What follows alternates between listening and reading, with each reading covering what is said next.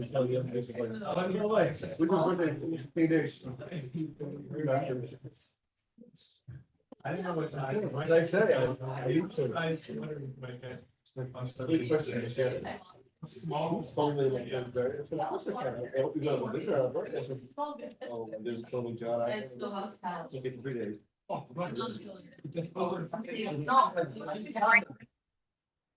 Welcome everyone, JewishU class number 3. Such a good teacher. Welcome everyone. This is class number 3 of the JewishU dating and marriage course. So we have one more class left in the series. The first 2 classes were about dating, engagement a little bit, mostly about dating. Today, we're going to talk about the actual wedding ceremony. And we're just kind of going to go through some of the, I guess, major parts of the wedding ceremony. We're going to skip a lot of things because there's really a ton of stuff that would take on a whole course in and of itself just to talk about like the half hour or whatever it is that it takes under the chuppah. There's so many customs, so many laws, so many details. So I'm just going to touch on some of them. And today is going to be more like a survey of some of those customs and laws and so forth. And again, there's many, the Ashkenazi, Sephardi, Hasidic, there's all sorts of customs. So I'll try to touch on some of them, and we'll go from there. You feel free to ask questions. There's lots of great books out there that are available if and when you want to read more about it. Certainly when you get engaged, God willing, it's a nice thing to know about what's going to actually happen at the wedding, at the actual chuppah, like what's going to actually happen. It's good to know in advance a little bit. Shouldn't have any surprises. But for starters, let's just talk for a minute about what happens after you decide to get married. So what happens after you decide to get married? Everyone's going to ask you the same question, which is, when are you getting married? So that's the first thing. First thing you have to figure out is, when are you going to get married? Now, on the one hand, it's pretty simple. When are you going to get married? Whenever you want to. Whenever the both of you and your families agree to get married, then book a hall and then take care of it. But really, it's not quite so simple. For really a few reasons, but the main reason being that there are actually certain times of the year that you may or may not necessarily always be aware of, that you're not allowed to get married. Any examples? When can you not allowed to get married? Yeah. We're in it now, Sierra. Okay, that's a controversial question, because I went to a wedding Thursday night. So it's not so simple to say that you're not allowed to get married during the time period of Sirius Omer. I went to a wedding on Thursday night, and someone called me earlier this week and said, hey, I have a wedding on Wednesday night. Am I allowed to go? So it's not so simple to say not allowed to get married now. Now, that being said, there are certain prohibitions during this time of year between Pesach and Shavuos. So if and when you choose to get married during sometime between Pesach and Shavuos, the best thing is to consult your community, your family, or your personal rabbi to find out what's your local custom. There are many different customs. One is a day that you're for sure not allowed to get married. Tisha B'Av. That's right. Tisha B'Av. You're not allowed, the 9th of Av, the day that we commemorate the destruction of the first and second temple. Not allowed to get married on that day. You set a wedding for that day? Well, good luck finding a rabbi to officiate. You're not allowed to get married on that day. Any other days you're not allowed to get married? Yom Kippur. Not allowed to get married Yom Kippur. That's right. And there are various other days and time periods as well. So when you pick a date on the secular calendar, it's a very, very, very wise idea to look and find out what is the Jewish day of the secular day that you've chosen, unless you work backwards and just choose the Jewish day in the first place and then worry about the secular day later. Also, there were customs in years past to only get married in the first half of the month. And when I say month, I mean the Jewish month.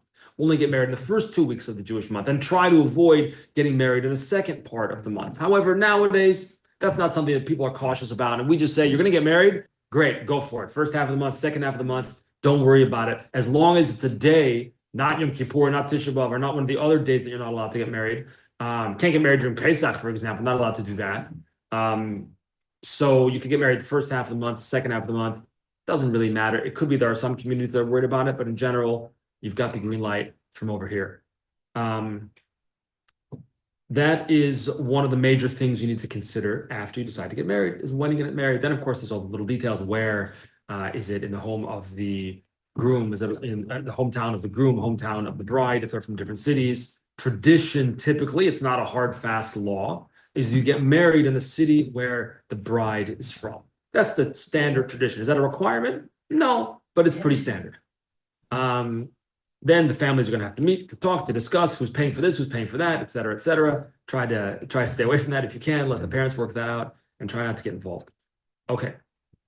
Then you have to figure out things like music, figure out things like photographer. You have to figure out things like where you're getting your new suit from, where you're getting your wedding dress from, et cetera, et cetera, et cetera. And there are various other concerns that a person needs to plan in advance, but I'm not really going to talk about that stuff. You'll figure it out, or you'll ask someone older and wise.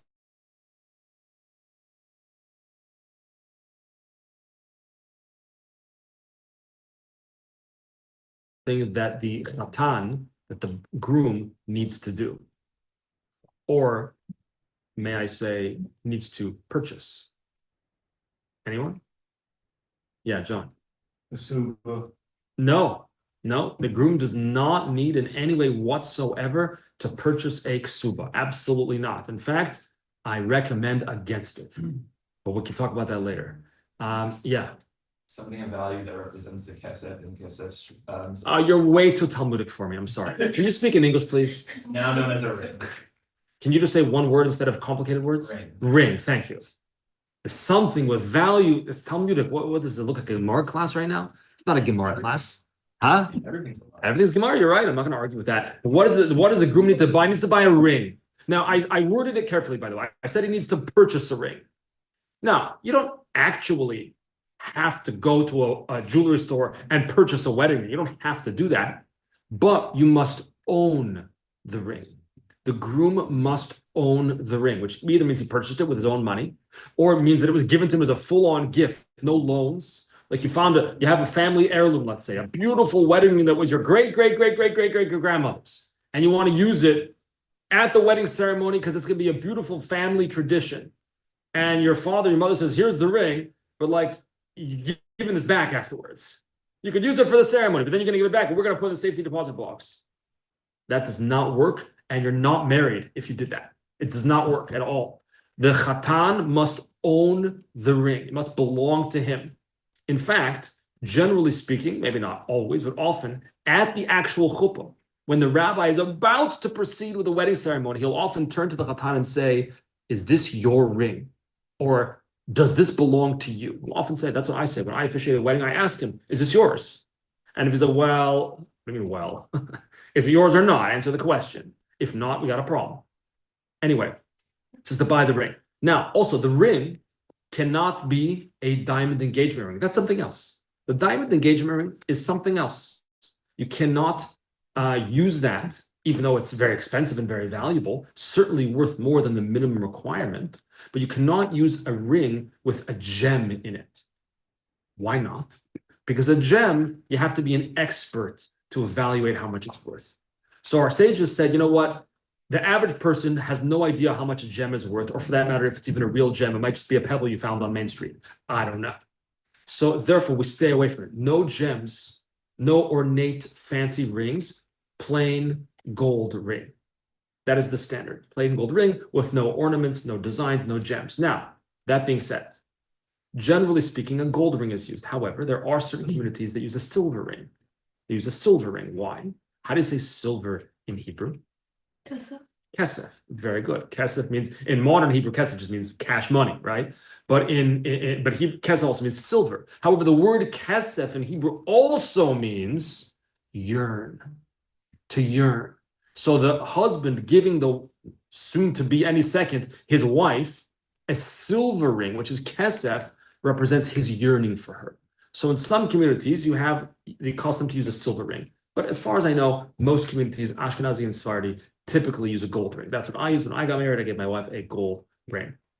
That's the standard. Gold is considered the most precious of all precious metals. Gold was reserved for the Beis Hamikdash, for the temple. So that's typically why we use gold. Now, the ring has tremendous symbolism. As was mentioned at the Talmud class we had before a minute ago, that actually you don't have to give a ring, actually, according to straight Jewish law. What do you have to give? Something of value. Cash, something of value. To give a dollar bill. Well, actually, that's actually extremely debatable, by the way. Huh? There's a minimum value. Yeah. How much is $100 bill worth? $100. Is $100 bill worth $100? No. No, How much is it worth? however, Whatever we give it value, Huh? whatever we give it the value of, we get. Well, the $100 bill itself, I'm not an expert, but someone can maybe tell me, is actually worth pretty much zero, worth nothing. It's a piece of paper. It symbolizes a gold value, but the bill in and of itself has no inherent value. It's like a check. If you write a check, someone check for $1,000. The check's worth $1,000? No, the check's a piece of paper. The check's worth nothing. It symbolizes something else. So actually, if you would give a woman at the $100 bill, it's actually highly debatable if that would actually work. Because a $100 bill has no inherent value to it. It symbolizes value of something else. Whereas gold has inherent value, or silver. So you have to give something a value. Now the custom became, in almost all Jewish communities, not to give cash, not to give a coin. By the way, gold coin would work, because a gold coin is gold. And there are some communities, I don't know if still so much anymore, but that do use a coin. But the prevailing Jewish custom is to use a ring. What is the reason for a ring? So there are different explanations, both halachic, both in Jewish law, as well as in Jewish mysticism. And I'll share with you a little bit of that. First of all, if we just did like an exchange of sorts, we said, okay, I agree to marry you, you agree to marry me. If we exchanged something, by the way, that's an issue with a so-called a double ring ceremony. Big, big problem, huge problem. Don't do a double ring ceremony. Do me a favor. Don't do it. If the groom wants to wear a ring, go ahead, but not at the chuppah. Keep that separate. A double ring ceremony is an exchange. When you have an exchange just means you give me this, I'll give you that. You scratch my back, I scratch yours. So nothing changes per se through a barter system, through the exchange. You have to actually, don't quote me out of context here, buy something. You have to purchase something. When you purchase something, it changes the reality of that. It changes the nature of it. For example, you go to the store and you want to buy a sushi. When you purchase the sushi with money, it now transfers from the domain of the store. The store owns it, and now it transfers, it changes status, now it belongs to me. Now, don't take that out of context and say that the man purchases the woman. That happens in no form whatsoever. There's no purchasing of a woman. A woman is not property. That goes without saying. I mean, I hope that goes without saying, right? There's no purchase, but there is a change of status, such that prior to the marriage, prior to that change of status, the woman could marry basically whoever she wants, basically, without going into all the details, basically whoever she wants, she could marry. Once that, and same thing with the man. I marry you, marry this person, that person, whatever. If I like you, we'll get married. If not, we won't get married. We could do whatever I want. However, once the marriage ceremony takes place and the ring is given, it's not an exchange, it's a acquisition. Again, not an acquisition of the other human being, she's not a slave, an acquisition of the right to marriage, so to speak. So that's one of the reasons to use a ring. Now, also, a ring, of course, is a circle. What's a circle? No beginning and no end, which symbolizes the Torah. The Torah, there's no beginning and there's no end, even though there is a beginning and there is an end, but it's really endless. The Torah, no matter how many times we study it over and over and over again, we always find more and more depth because truly it's infinite, it's endless. And so too, our relationship with Hashem. The relationship that I have with Hashem is infinite relationship. There's no limitations to it. It goes on and on and on. And in fact, someone mentioned already, John mentioned before, we're right now between Pesach and Shavuos. And Shavuos is the giving of the Torah. Our sages compare the giving of the Torah at Mount Sinai to a wedding. Compared to a wedding. Who's the bride, who's the groom? Well, the bride is the Jewish people, the groom is Hashem. So there's a marriage there taking place. So there's an infinite nature of this connection. That's part of what the ring symbolizes. It is the infinite nature. There's no beginning. You can't tell where it starts or where it ends. So too in a proper, healthy relationship, there's no tit for tat. Well, I did the dishes yesterday, so now it's your turn. Listen, you want to make arrangements about how to take care of chores in the home, go right ahead, but don't make a list. It's not tit for tat. It's not, well, I did the dishes today, now you do it. Now you do it. That's not a healthy relationship. A healthy relationship is like a circle where you cannot tell where it begins and where it ends, where it's seamless. One flows into the other, and the other flows into the other one. It's continue going. So that's another idea of the ring. Another point of the ring.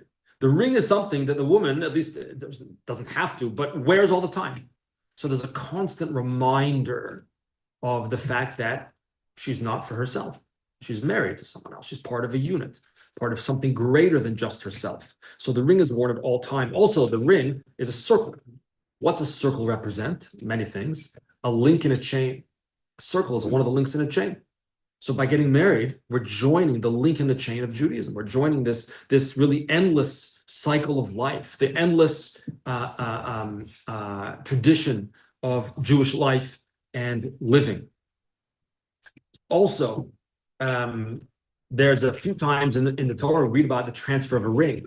Paro in Egypt gave Yosef a ring. Why did he give him a ring?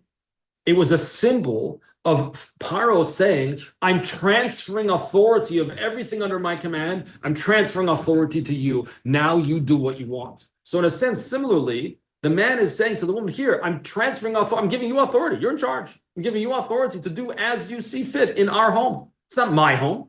It's our home. I'm in charge and you're in charge. It's together. It's a partnership. Now, so the woman wears one of the reasons to give the ring and not a coin. The coin goes in your pocket. You don't see it. The ring stays on her finger and she sees the ring all the time.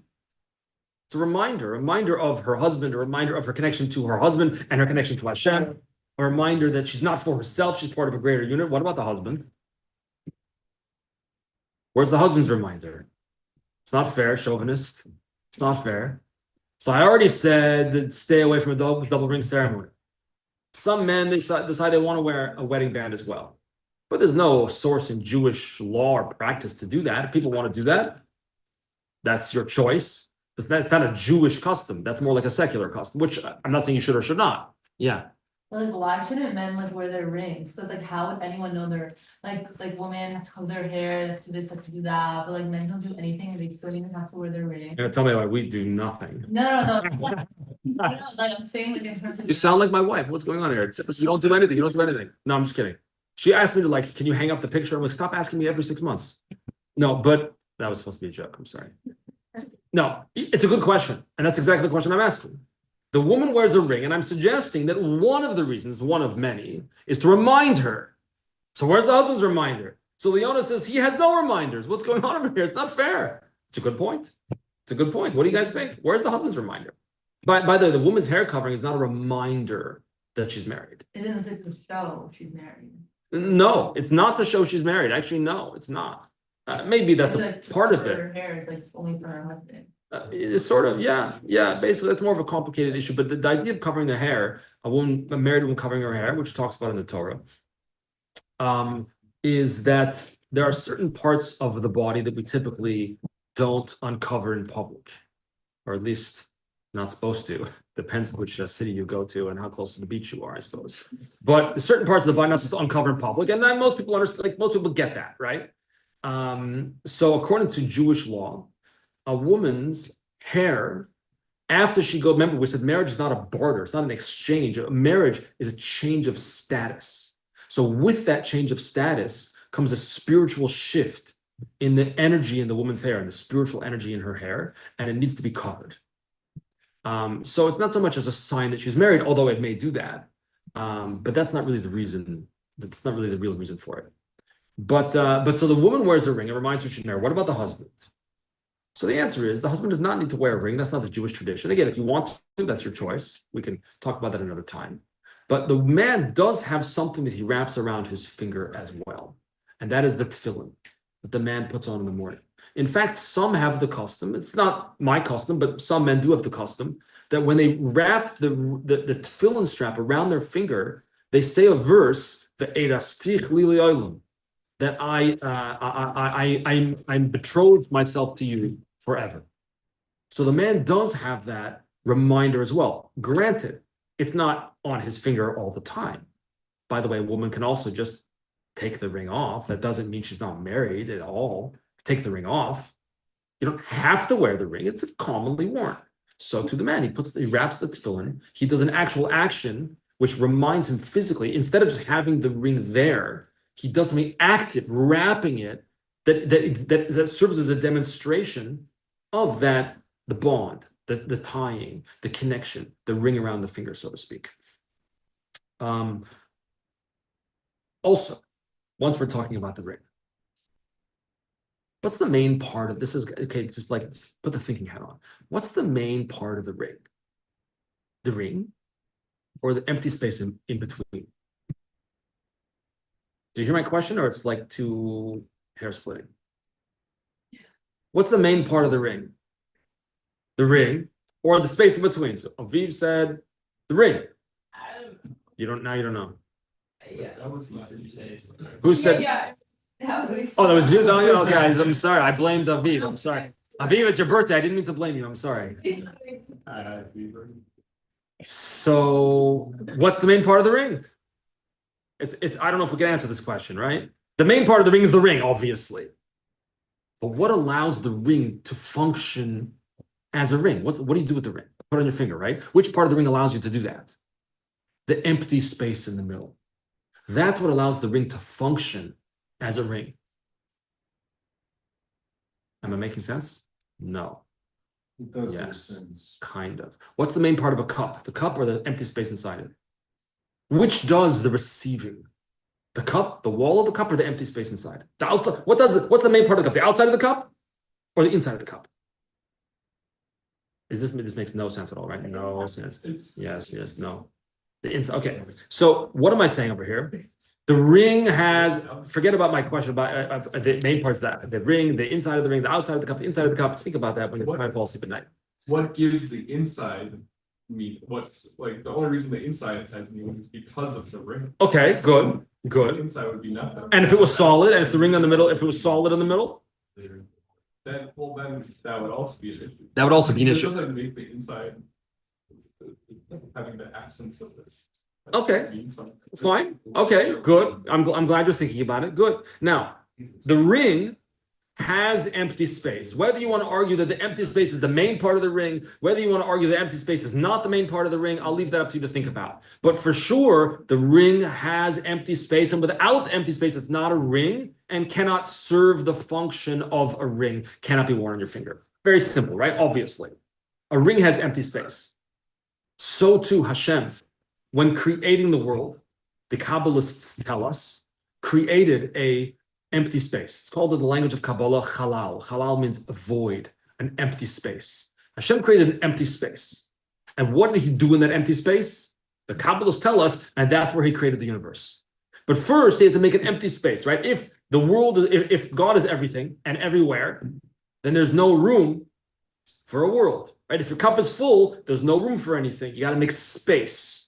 So in the creation process, Hashem made a chalal. Chalal means a void, an empty space. And in that empty space, boom, he inserted a world.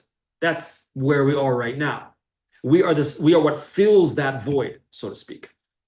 So too, we could just say, I think, in a very simple level. You want to create a world? You know what you have to do to create a world? You got to make space. You have to empty it out. So if you want to come together with another human being, and no two human beings are the same, that's for sure. And no two human beings will ever agree on everything, that's for sure. But you want to build a world, which is what marriage is about. You want to build a world, you have to make space.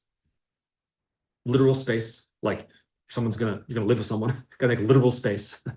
But more than that, you gotta make spiritual space, emotional space, metaphorical space. That's a necessity if you want to succeed in building a world, which is the purpose of marriage, to create a world. Create a world for yourself, for your spouse, to bring children into the world, and to create your own world within the world.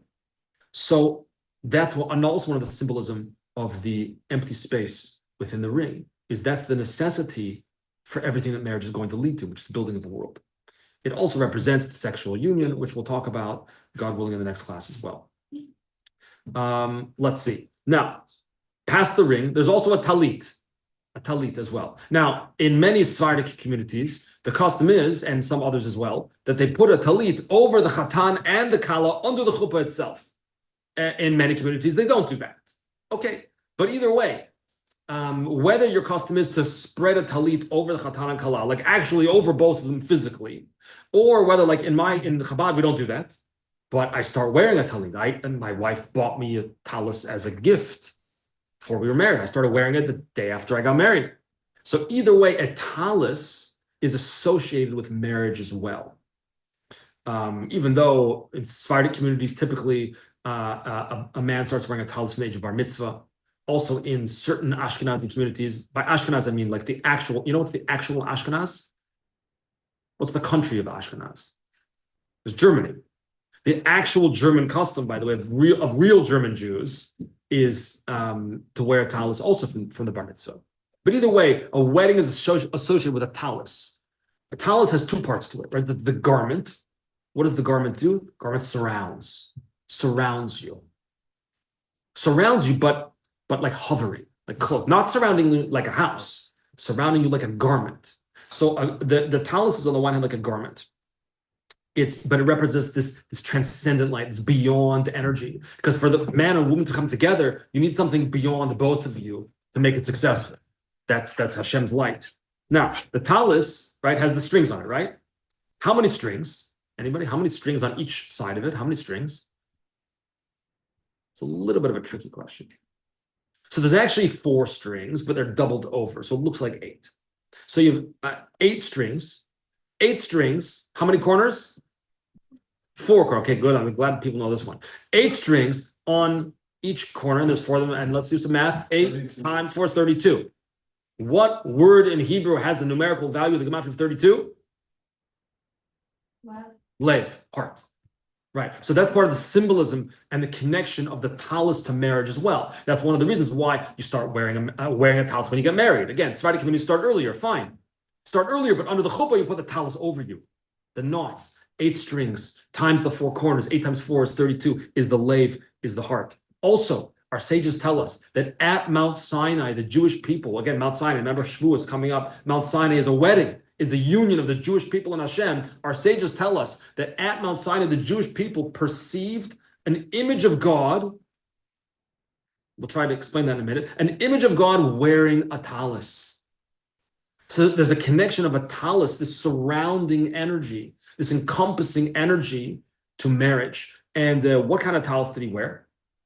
God's not physical. I have a talis that I keep it in a bag and I put it on in the morning. What kind of talis does God wear? He's not physical, and he certainly doesn't need a physical talis. That makes no sense. But our sages tell us, King David says in Psalms, Oite oir kasalmo, that he wears light like a garment. God's talis is light. The garment of Hashem is light. And that's part of what we're striving for in marriage, is to be enwrapped in light. To have that connection to Hashem, that beyond energy, the transcendent energy that will help us be successful in marriage. Moreover, 32 strings, remember we mentioned 32 is lev, is heart. Here's a question, I'm going to give you a guess, and I think you're going to get the guess right if you don't already know. How many times is God's name mentioned in the story of creation in the book of Bereshit? It's an easy guess now, I kind of gave it away already. 32. It's about creating a world. Marriage is about creating a world with Hashem's light and with the light of Torah and so forth. Now, moving on. We're not going to cover much less than I thought, but okay, that's the way it is. That's fine. The week before the marriage, for the wedding, there's a tradition not to see each other. Some are more careful about this, some are not as careful. This doesn't have to be necessarily a week, could be a few days. Okay, different community standards. The ufruf in the Ashkenazi communities, the custom is that the groom receives an aliyah to the Torah, the Shabbos before the wedding. In the Sephardic communities, they call Shabbat Chatan is generally the Shabbat after the wedding. But either way, the Chatan, the Chosin gets an aliyah. Aliyah means that you go up. So before the wedding, at least in the Ashkenazi communities, before you get married, what do you have to do? You have to step up to the Torah. You're called up to rise to the Torah, and you recite a blessing over the Torah. That's the preparation for marriage. Also, the main preparation for marriage for the woman is to immerse in the mikveh before the wedding, which we'll speak about a little bit more next week. Traditional also that the man should also immerse himself in the mikveh in the morning of the wedding as well. Highly recommended. Why? The wedding day is like Yom Kippur. The wedding day is like Yom Kippur. That's why the tradition is you wear white. In many communities, the chosin wears what's called a kittel, right? A white garment that you wear also on Yom Kippur. The tradition is to fast on the day of the wedding. There are certain days you don't have, like Rosh Chodesh, for example. If you get married on Rosh Chodesh, you don't have to fast. If you have a very hard time fasting, ask your rabbi when that comes near. Okay. Any questions or anything? Questions, comments?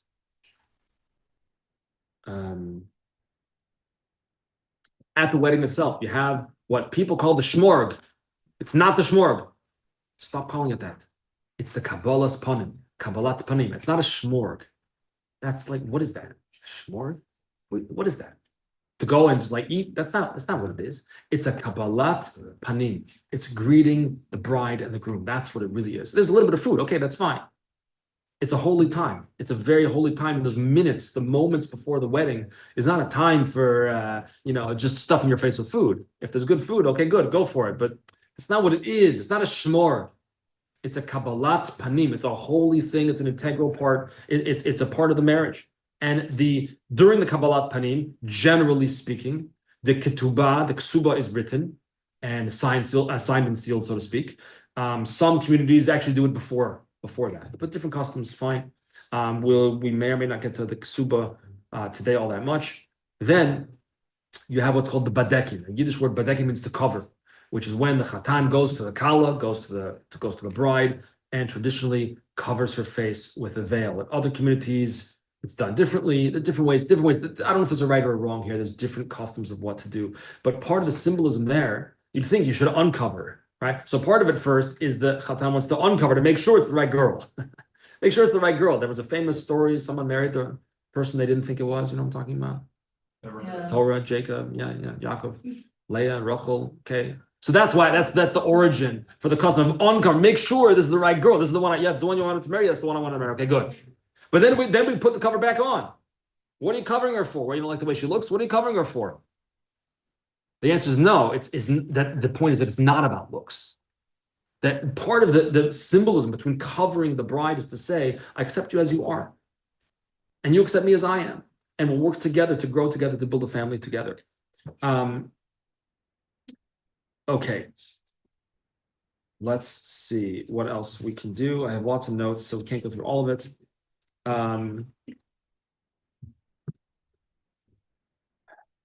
The chuppah symbolizes various things. So one thing it symbolizes is a garment, clothing. Typically in the Sephardic communities, they consider a garment to be one of the main ways that the marriage is effectuated, that you, so to speak, spread a garment or share a garment with the bride. In fact, we read the book of Ruth on Shavuos, right? So she asked Boaz to place his garment over her. That was like, marry me. How do you marry me? Place your garment over me. So there's an idea of the garment, the sharing of the garment, if you will, of being enacting, or rather, not really the sharing of the garment, but more like the providing of clothing, which is one of the obligations the man has for the woman, that's the marriage, or at least part of it. So the chuppah symbolizes a garment, also symbolizes a house. What kind of house is that? A house with no walls? What kind of house is that? It's not a very good house. But the answer, of course, is no, that's the best house. The best house is a house with no walls. The best house is a house that's open in all four sides, just like Avraham Avinu, just like the tent of Abraham. It was also open on all four sides. We symbolize that we're going to have a home, but our home is going to be open. What does it mean to have an open home? Maybe you're not the kind of person who likes having 50 guests every Friday night. You don't have to do that. That's okay. But our home is going to be open. We're going to have open conversation.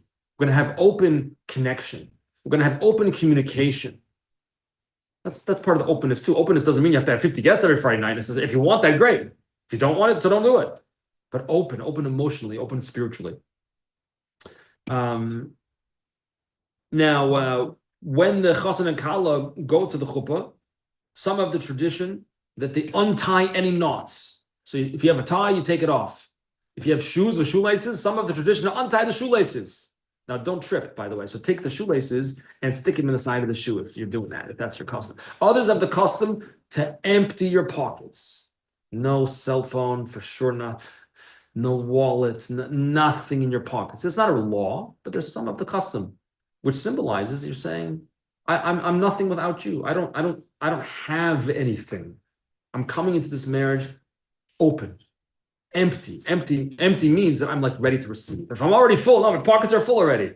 Well, then how are you going to receive from the other person? How are you going to relate to the other person? No, empty out your pockets, undo any knots. The knots symbolizing connection. So I'm not connected to anything other than you. That's again, some people you don't have to, but some people take up the time, whatever it may be. Yeah. Now, the chassan and kala do not walk to the chuppah on their own. They're escorted. You don't go by when you're so important, a king or a queen. You don't walk on your own. You're escorted. Sometimes it's the parents of each that escort. Other times it's the fathers that escort the groom, the mothers that escort the bride. Different customs. I'm not going to tell you what's right or wrong. Different customs, different ways to do it. Some of the tradition as well. The people who are escorting the bride or the groom each carry in their hand a candle. A candle. Usually it comes with a candle like a glass thing over it so it doesn't blow out, right? You ever saw such a thing? Been to a wedding, you saw that? Like that? Not everybody does it, but it's such a custom. It's a beautiful custom. That's why I want to talk about it for just a minute. So if you have the chatan walking to the chuppah and the kala walking to the chuppah, and each of them is escorted by someone else, whether it's their respective mothers or mother and father, whatever it is, each one carries a candle. How do you say, so the candle, of course, is a fire. Fire is esh. Our sages tell us in the Talmud that the Hebrew word for man is ish, and the Hebrew word for woman is isha. Which letters do they share in common? Aleph and Shin, which spells Esh, fire. What letters do they not share in common? Ish has a Yud. Isha has a Hey. A Yud and a Hey is Hashem's name. So when you have Hashem's name, when you have an awareness, a consciousness of a higher purpose, a higher power, a higher calling, that I'm not in charge, Hashem is in charge, and Hashem is what's going to guide our marriage. He's going to guide our life together. You know what you have then? You have a holy union. You have a holy marriage, a special marriage, a marriage of connection and bonding. But if you take the Yud out and you take the Hey out, you take out God, so to speak, from the picture, you're left with Eish, you're just left with fire. And fire burns things up. That's one of the meanings of it. Also, the candle, the light in and of itself, like we said in the Megillah on Purim, La Yehudim Haisa Oir V'Simcha. For the Jewish people, there is oir, there's light and joy. So the candles also symbolize joy. That without joy in the marriage, if you come home from work and grumpiness and that, don't do that.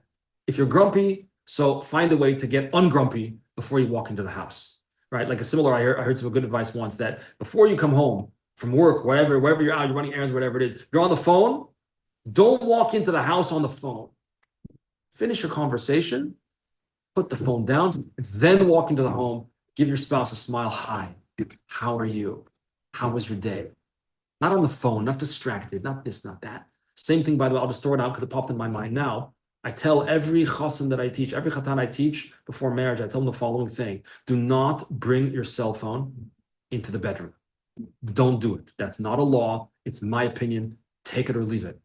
Don't bring your phone into the bedroom. And you know what almost every chatan that I teach tells me in response to that? But I need it for the alarm clock.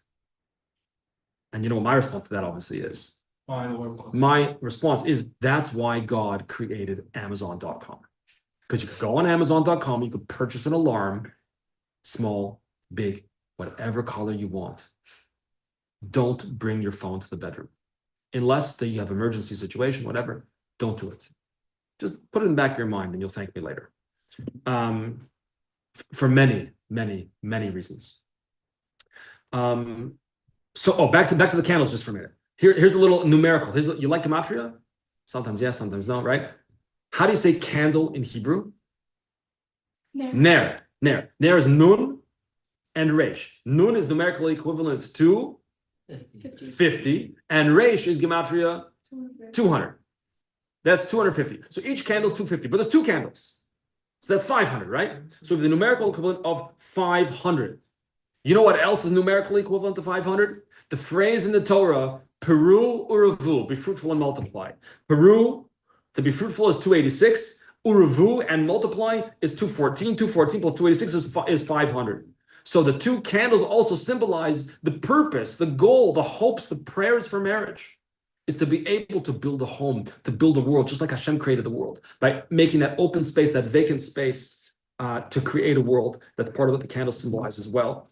The chatan comes first to the chuppah, but only because the kala is the most important. Acharon, acharon chaviv. The last one there is the most important, and that's the kala. That's the woman who comes. Now, in Ashkenazi circles, typically the bride goes around the groom under the chuppah. In Sephardic circles, they typically don't do that. Different customs. Also, at the chuppah, we have wine, we have a cup of wine, not because it's a party, but because wine symbolizes joy and wine symbolizes song. And we hope and pray that this man and woman standing under the chuppah, who are just starting, are going to have a life together of wine, a life of joy, a life of song, a simcha, the simcha of being married, the simcha of which is a mitzvah, the simcha of all mitzvahs, the simcha of being Jewish. The groom puts the ring on her finger, by the way, which is a custom that's at least 1,000 years old. That's like a serious Jewish custom. If you get something that's at least 1,000 years old, that's like pretty good stuff. At least 1,000 years old. He puts it on her right hand, which symbolizes love, which symbolizes ahava. Now, last point for today. Okay, the ring is very small. It symbolizes the smallest letter in the alphabet, which is the letter Yud. Symbolizes the letter Yud. So the Chatan, the Chassan, takes the ring, which is the Yud, in his hand, which has 5 fingers, symbolizing the letter Hey. He places it on her finger, symbolizing the letter Vav. And she's receiving it thereby in her hand, which is another Hey. So you have a Yud, that's the coin, and a Hey, that's his hand. Her Vav, or you could say alternatively his arm reaching out to her, you could say that too, or her finger, that's the letter Vav. And lastly, her hand, where she's finger part of the hand, right, is the last Hey, that's Yud and Hey, and Vav and Hey, that's Hashem's name. Symbolizing that the bond between husband and wife is not just a bond of convenience, not just a bond of, hey, I like you like me, let's get married and live together. It's a bond of something that has infinite power, infinite connection to Hashem, and the ability to create worlds. Literally.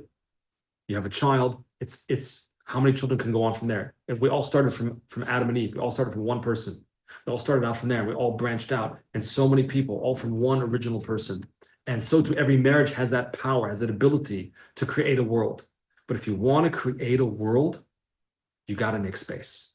You have to give a ring to the Kala. You have to give her a ring with an empty space in the middle, showing that I'm making space both physically, literally, metaphorically, and so forth. We got to make space for the other. You got to make space for the other person to join together. And that is a little bit about marriage. Does anybody have any questions or comments? Okay, thank you for coming. Next week is the last class in the Jewish dating and marriage class, and we will talk about next week the laws of mikvah a little bit, and Taras Mishpacha, family purity. We're going to talk about that a little bit, as well as some spiritual ideas about intimacy and holiness. So thanks everyone for coming, and see you next time. Thank you.